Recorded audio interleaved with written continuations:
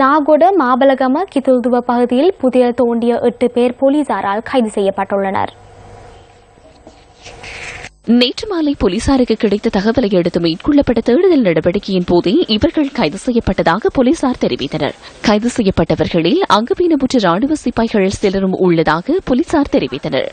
கைது செய்யப்பட்டவர்களிடமிருந்து சில உபகரணங்களும் கைப்பற்றப்பட்டதாக தெரிவிக்கப்படுகின்றது.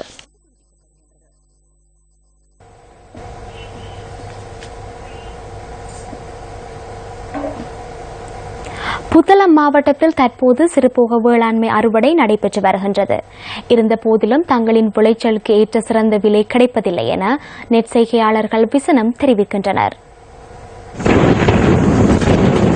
புத்தளம் மாவட்டத்தின் கருவல காஸ்வெவ, வன்னாத்தி வில்லு மற்றும் தப்போவ போன்ற பிரதேசங்களில் மேற்கொள்ளப்படுகின்ற நெற்செய்கைக்கு எதிர்பார்த்த விலை கிடைக்கப்பெறவில்லை என விவசாயிகள் விசனம் தெரிவிக்கின்றனர். காட்டு யானைகளும் மற்றும் பன்றிகளும் தங்களின் பயிர் நிலங்களை அழிப்பதாக விவசாயிகள் கவலை தெரிவிக்கின்றனர். மாவட்டத்தில் தற்பொழுது சிறுபோக வெள்ளாமை அறுவடை செய்து கொண்டிருக்கின்றோம். இது பெரும் கஷ்டத்துக்கு மத்தியில் விவசாயிகளாக நாங்கள் அதிகமான